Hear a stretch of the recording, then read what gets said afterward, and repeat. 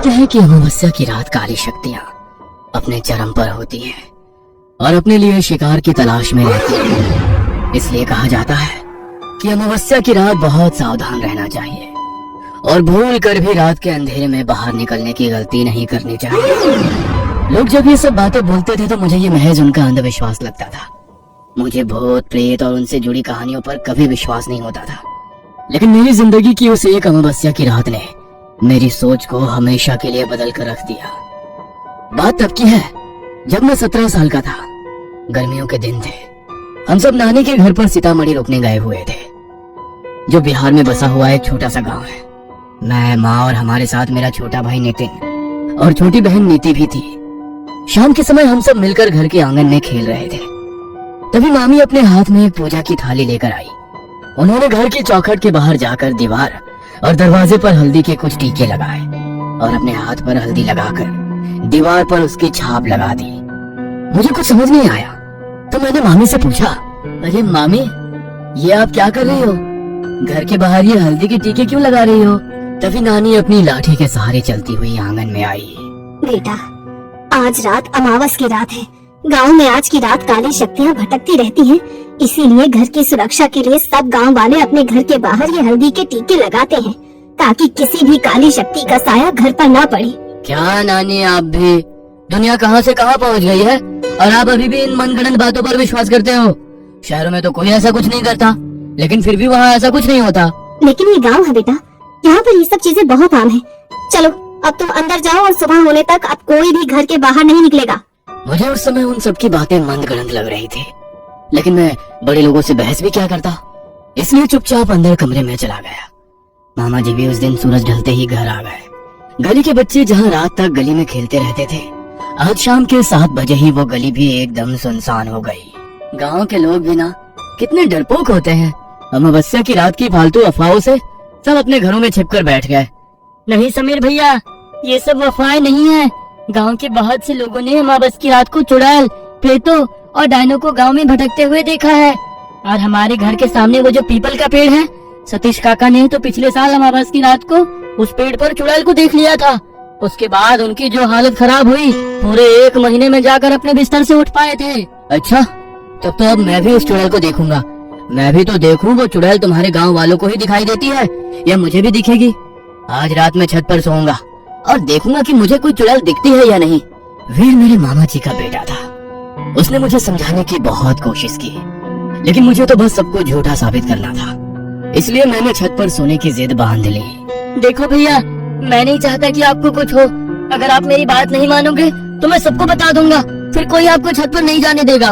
वीर की इस बात से मैं समझ गया कि अगर इसके सामने मैं छत पर गया तो कोई मुझे छत पर जाने नहीं देगा। अच्छा ठीक है, नहीं जाऊंगा मैं छत पर, तो निश्चिंत रह। मैंने वीर को ऐसा विश्वास दिलाया और उसके साथ कमरे में जाकर सोने की एक्टिंग करने लगा।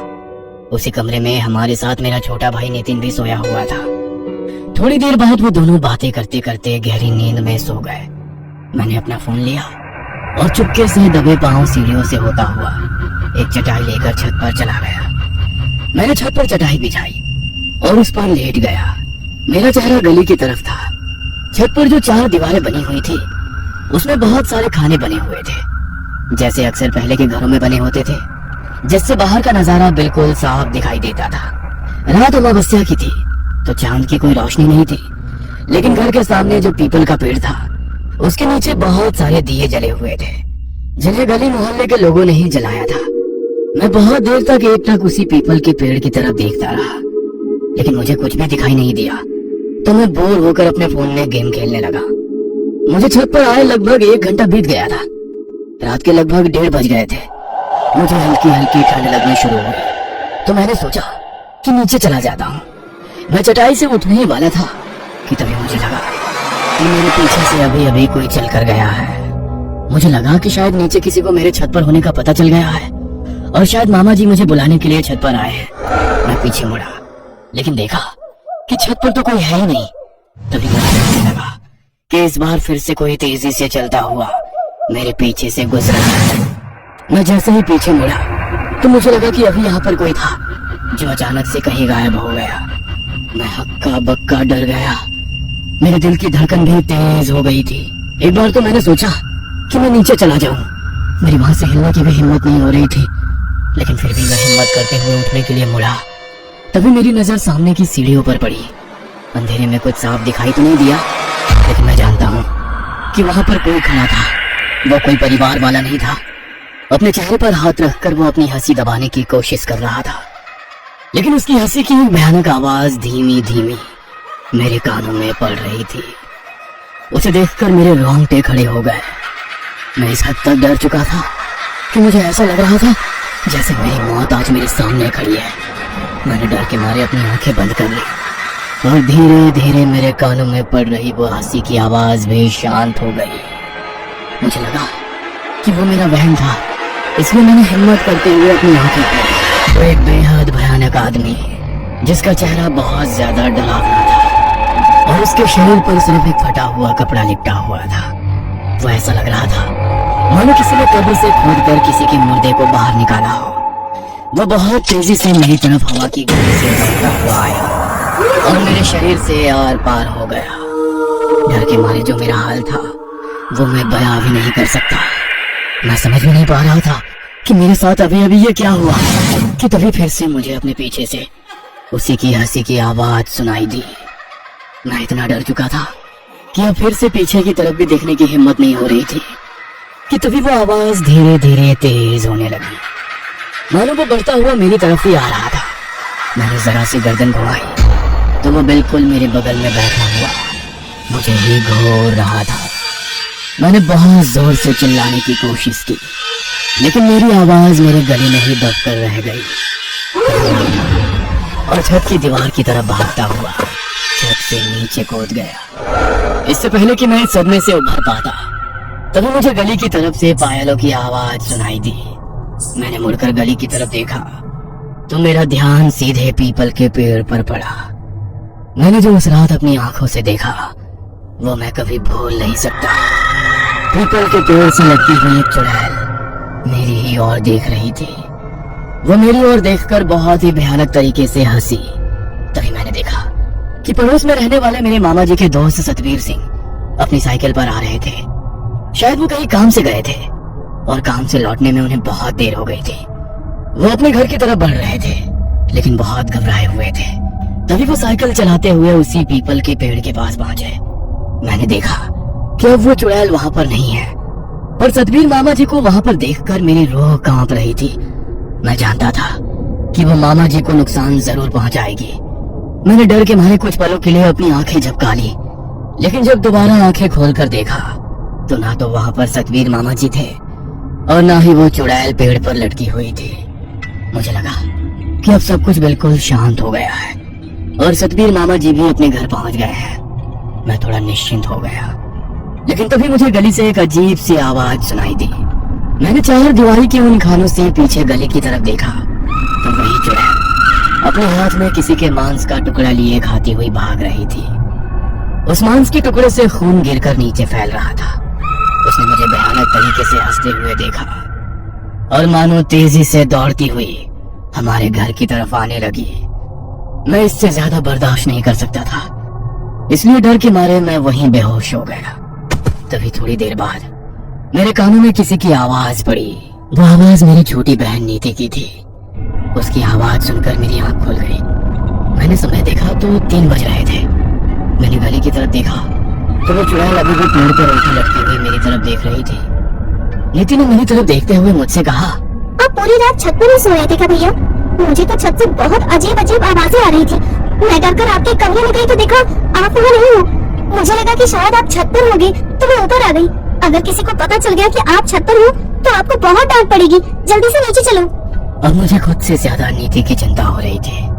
मैं अपने लिए तो नीचे जाने की हिम्मत नहीं जुटा पा रहा था, लेकिन नीति को देखकर मेरे अंदर हिम्मत आ गई।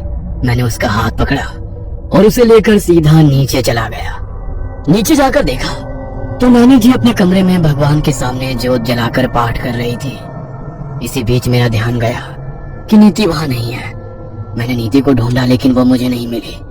मैं बहुत बुरी तरह डर गया। मैं नीति को देखने के लिए जब अंदर कमरे में गया तो वो तो माँ के साथ गहरी नींद में सो रही थी। तो जो मुझे ऊपर बुलाने आई वो कौन थी? इससे पहले कि मैं कुछ और सोच समझ पाता, नानी माँ आई और मेरे माथे पर तिलक लगा दिया और बड़े ही चिंता भरे भाव से उन्होंने कहा, आज कुछ तो अनहोनी हुई है, वरना इतनी रात गए मेरा मन इतना बेचैन नहीं होता। ये समय पूजा पाठ करने का नहीं है, कोई हम पर वार करना चाहता है। किसी बुरी शक्ति का आभास हो रहा था मुझे, इसीलिए देवी माँ की आरती की। लेकिन तू इस समय यहाँ पर क्या कर रहा है? जाकर अपने कमरे में सो जा।